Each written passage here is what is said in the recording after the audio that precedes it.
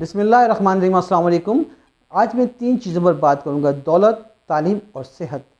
नाज़रीन, हमने देखना है आज ये है इस वीडियो में कि क्या इन तीनों चीज़ों की तकसीम मुनसिफ़ाना है, क्या ये बराबर के हिसाब से तकसीम हुई है दुनिया में? नहीं।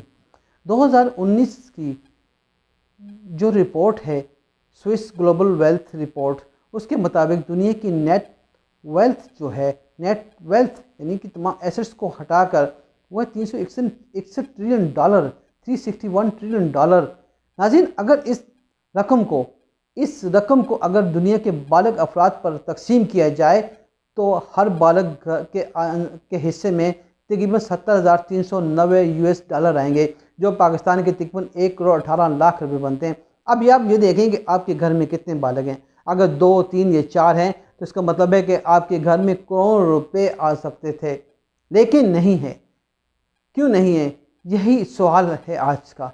नाज़रीन, अगर आपके पास, हर इंसान के पास या हर बालिग इंसान के पास करोड़ों रुपए होते तो ये दुनिया जो है ये बहुत हसीन होती, ये जन्नत का समा पेश कर रही होती, क्योंकि दुनिया जितनी हसीन है उतनी उसके लिए पैसा चाहिए होता है। नाज़रीन, अगर हम यहाँ देखें कि अमेरिका में 400 अमेरिकन जो हैं वो तकरीबन 154 मिलियन अमेरिकन से ज़्यादा पैसा रखते हैं, यानी कि अमेरिका की हाफ आबादी के हिसाब से ज़्यादा उनके पास, सिर्फ 400 अमेरिकन के पास पैसा है। नाज़रीन, इसी तरह हम अगर देखें तो बरतानिया के 5 जो अमीर हैं वो बरतानिया की 25% निचली आबादी है, उससे ज़्यादा उनके पास पैसा है। नाज़रीन, ये गैर मुनसिफाना तकसीम कब हुई? नाज़रीन, ये तकरीबन 1960 से 70 की दाई में अगर देखें तो सिर्फ 10 बिलियनर थे, लेकिन 1987 की जो फोर्ब्स की रिपोर्ट थी उसमें 49 बिलियनर्स थे दुनिया में। लेकिन उसके बाद 80 और 90 की दहाई के बाद से आज 2020 तक तकरीबन 2100 बिलियनर्स हैं। नाज़रीन, मैंने कुछ दिन पहले अपने एक ट्वीट में बताया था कि इकनॉमिक हिटमैन, ये वो इकनॉमिक हिटमैन होते हैं जो दुनिया की माशियतों को अथल पथल कर देते हैं, जो जिस मुल्क की चाहते हैं माशियत को गिरा कर उसके ऊपर बैठ जाते हैं, उसे घुटनों के बल बिठा देते हैं या मुंह के बल गिरा देते हैं। नाज़रीन, ये वो हिट्समैन है, फाइनेंशियल हिटमैन्स, जो दुनिया में ये इस चीज़ का तहिया करते हैं कि कहाँ किस मुल्क की माशियत को उठाना है और किस मुल्क की माशियत को गिराना है। ये हर महकमे में, ये रियल स्टेट के बिज़नेस में मिलेंगे आपको, ये स्टॉक एक्सचेंज में मिलेंगे, ये आपको हर बिज़नेस में मिलेंगे। आपने देखा होगा पाकिस्तान में एक सिस्टम होता था कि जेली डिग्रियां बनाते थे, तो वो जेली डिग्री BA की या LLB की डिग्री कैसे देते थे? ये ऐसे देते कि उनका हर डिपार्टमेंट में, हर महकमे में एक आदमी होता था जो उसके इस प्लान के हिसाब से काम करता। हर चीज़ में एग्ज़ाम में वो और चीज़ ओरिजिनल होती थी, पूरा रिकॉर्ड बनाते थे एग्ज़ाम के हिसाब से बनाकर, फिर वो डिग्री बनाते हैं। इसी तरह इनके भी दुनिया के हर शोबे में इनके हिट्समैन मौजूद हैं, इनके एजेंट्स मौजूद हैं, इनके सेल्स मौजूद होते हैं, जो जब चाहते हैं जिस मुल्क को जो सर उठाता है उसे फिर इकनॉमिक डिज़ास्टर बना देते हैं। तो नाज़रीन, ये है वो गैर मुनसिफाना तकसीम। इससे क्या होता है? इससे ये फ़र्क पड़ता है कि जहाँ पे गैर मुनसिफाना हो वहाँ पे सेहत का भी असर पड़ता है, वहाँ पे तालीम का भी असर पड़ता है। नाज़रीन, अगर हम देखें दुनिया के जिन मुल्कों में गैर मुनसिफाना तकसीम नहीं है, उनमें अगर आप नॉर्वे देखें, उसके बाद आप देखें कनाडा देखें, सिंगापुर देखें, तो यहाँ पे न्यूजीलैंड देखें, यहाँ पे गैर मुनसिफाना तकसीम नहीं है, तो लोग खुशहाल हैं, लोग अच्छी ज़िंदगी गुजार रहे हैं। आगे हम देखते हैं कि वो, अगर आप देखें कि दुनिया के जो तकरीबन 1%, दुनिया के 1% अमीर तीन आदमी, उनके पास दुनिया का 50% पैसा है। बाकी जो 10% लोग हैं उनके पास बाकी 50%, जो 90% बनता है वो उनके पास पैसा है, और बाकी जो दुनिया की 7.8 अरब आबादी है उनके पास सिर्फ 10% दुनिया की दौलत है। ये इंसाफ है क्या? इसकी तकसीम को हम किस तरह दुनिया में फिर अमन आएगा, किस तरह दुनिया में आप बेहतरी ला सकते हैं जब आप दौलत और ताकत को सिर्फ चंद बॉटम में तकसीम करके उन तक महदूद करते हैं। नाज़रीन, इसी तरह अगर हम देखें कि दुनिया में तालीम का, दुनिया की तकरीबन 400 बेहतरीन यूनिवर्सिटीज़ में से अगर आप देखें तो इस्लामी दुनिया की सिर्फ 10 यूनिवर्सिटीज़ आती हैं। क्या उनके इस्लामी दुनिया के पास पैसा नहीं है या वो उस पर खर्च नहीं कर? नहीं नाज़रीन, ये इनका एक तरीका कार है। अगर अब देखें कि पाकिस्तान का नंबर पहली 374 यूनिवर्सिटीज़ में नहीं है। पाकिस्तान का नंबर पहली जो 375 की नंबर आता है, जिसका Pakistan institute of engineering applied and sciences है। उसके बाद 400 नंबर आता है नस्ट का।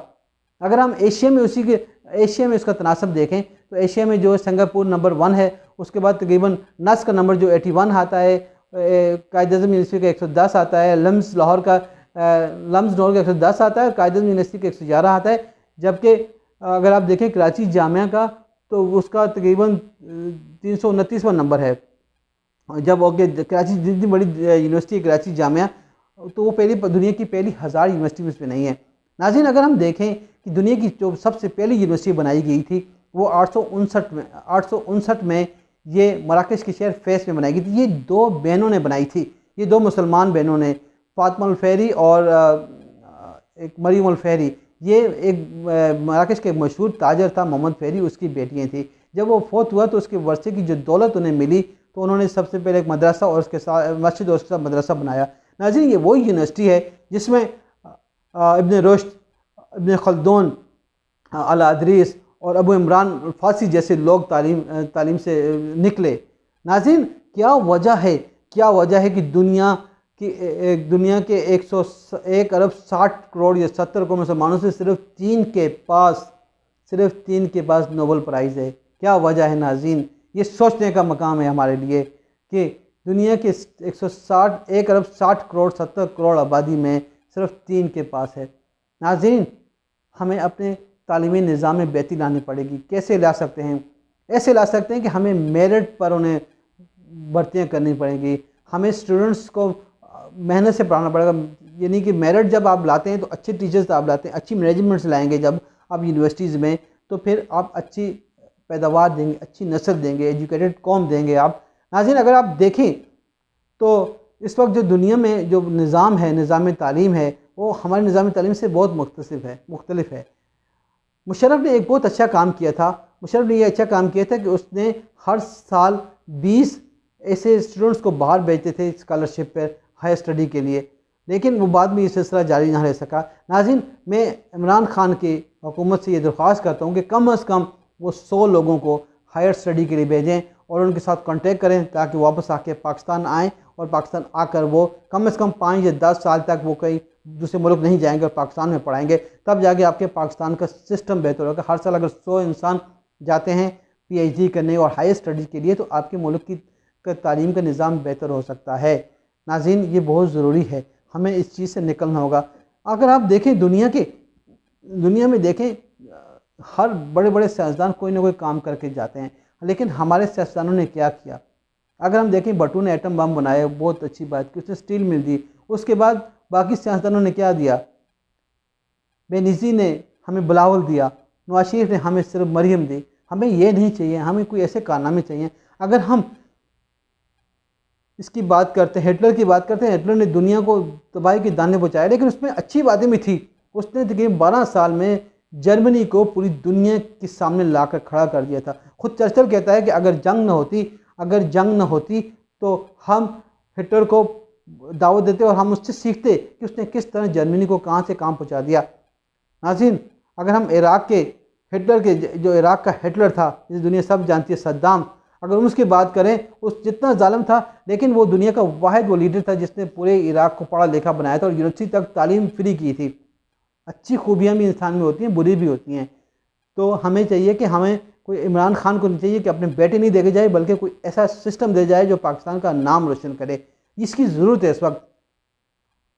सेहत के बारे में थोड़ी वीडियो लंबी हो रही है। सेहत के बारे में ये है कि मैंने तकरीबन 1000 हॉस्पिटल्स देखे तो उसमें पाकिस्तान का कोई हॉस्पिटल नहीं था। उसके बाद मुझे हिम्मत नहीं हुई आगे ढूंढने की। अगर हम देखें, एशिया में भी देखें तो पाकिस्तान का जो नंबर है 454 नंबर पे एक अस्पताल जिन्ना मेमोरियल हॉस्पिटल आता है। नाज़रीन, ये हालत है हमारी। अगर हम हेल्थ की वर्ल्ड WHO की रिपोर्ट देखें तो पाकिस्तान का 190 में से 122वां नंबर है। नाज़रीन, हमें सोचना चाहिए कि हम कहाँ खड़े हैं। हमें कुछ फैसले करने पड़ेंगे। हमें पाकिस्तान की बेहतरी के लिए, हमारे आइंदा नस्ल के लिए हमें कुछ अच्छे फैसले करने पड़ेंगे। हुकूमतों को, सियासतदानों को मिल बैठना होगा कि हम पाकिस्तान की तरक्की के लिए क्या कर सकते हैं। आज ये सवाल मैं पूछ रहा हूँ तो कल हमारी औलाद भी ये सवाल पूछेगी। नाज़रीन, इसके जवाब हमारे पास नहीं होंगे क्योंकि हम कोई अमली इक़दाम नहीं कर रहे। हम ना पाकिस्तान को बनाने के लिए आगे कोशिश कर रहे हैं, ना उसको बेहतरी के लिए कोशिश कर रहे हैं, क्योंकि हम अपने एक दूसरे की टांगें खींच रहे हैं। अल्लामा खल्दून ने सही कहा था कि जब तुम तिजारत पेशा लोगों को तिजारत में लाओगे तो वो अपनी तिजारत को बढ़ाने में लगे रहेंगे, उनकी तिजारतें बढ़ती रहेंगी, उनकी मिल्स और उनकी फैक्ट्रियाँ बनती रहेंगी और पाकिस्तान की फैक्ट्रियाँ तबाह होती रहेंगी। उनकी एयरलाइंस परवान चढ़ती रहेंगी, आसमान को छूती रहेंगी और मुल्क की एयरलाइंस उस ज़मीन दोष होती रहेंगी। नाज़रीन, ये चीज़ें आखिर में सिर्फ मैं एक प्यारी सी बात करना चाहता हूँ। मैं अपने एक हिसाब से जो मुझे अच्छी लगती है वो ये है कि आप समुंदर, दरिया या स्विमिंग पूल के बाहर खड़े होकर आप तैराकी नहीं सीख सकते। आपने पानी में उतरना होगा, आपने डुबकियाँ लगानी होंगी, तब जाके आप तैराकी सीखेंगे। इसी तरह बाहर बैठकर जो मशवरे देते हैं हुकूमत को, नाज़रीन, कहते हैं ना, समुंदर के बाहर खड़े होकर समुंदर की गहराई का आप अंदाज़ा नहीं लगा सकते, आपको समुंदर के अंदर जाना पड़ेगा। मैं उन मशवरा जो वो लोग मशवरे देते हैं हुकूमत को, जिनके शो में 4 आदमी बैठते हैं और वो उन 4 आदमियों को मैनेज नहीं कर सकते, वो 4 आदमी लड़ते हैं, वो हुकूमत को मशवरे देते हैं कि ये करो। ये चीज़ें जो है ना, ये हमारे नस्ल के लिए अच्छी नहीं है। हमें सोचना चाहिए, हमें अगर आप अच्छा मशवरा दे सकते हैं तो दें, लेकिन बराए तनकीद ना करें। तनकीद के लिए आपने तहकीक करनी चाहिए। आप जब तनकीद कर रहे हैं किसी पर, तो आप एक बहुत अच्छा उसका प्रपोज़ल लेके आएँ, तब आप तनकीद करें। नाज़रीन, आपसे दरख्वास्त है कि मेरे चैनल को सब्सक्राइब कर दीजिए और मुझे अपनी दुआओं में याद रखिएगा। अल्लाह हाफ़िज़। अस्सलाम वालेकुम।